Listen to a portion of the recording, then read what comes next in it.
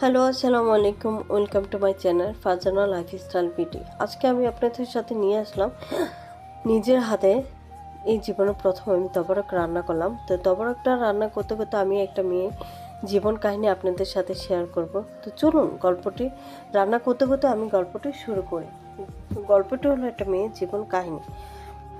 পৃথিবীতে জন্ম নিতে হয় কান্নার মধ্যে দিয়ে।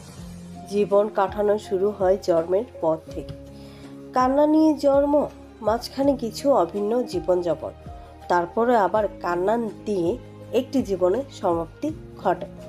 কান্নাতেই সমাপ্তি ঘটে এই জন্য বললাম, একটু আপনার আশেপাশে বৃদ্ধাশ্রম অথবা পথের ধারে তাকিয়ে দেখেন তো মানুষের শেষ জীবনে কীরকম একটা অবস্থা।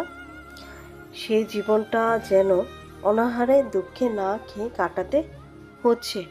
পার হচ্ছে অনেক রকমের মানুষ।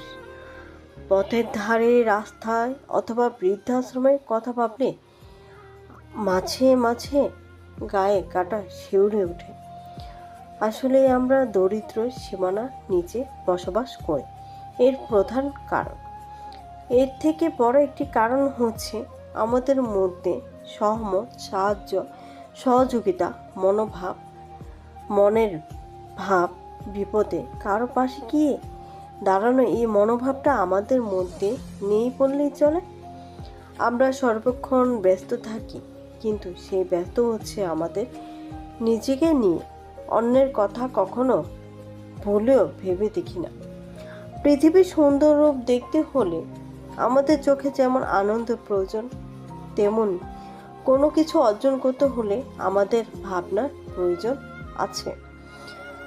দোলনা যদি কাছে টেনে ছেড়ে দেওয়া হয়, তাহলে দ্বিগুণ গতিতে আবার নিজের দিকেই ফেরত আসে।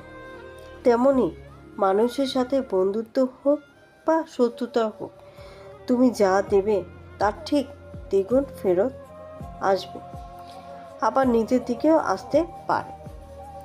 মানুষের জীবন সত্যি অনেক অদ্ভুত।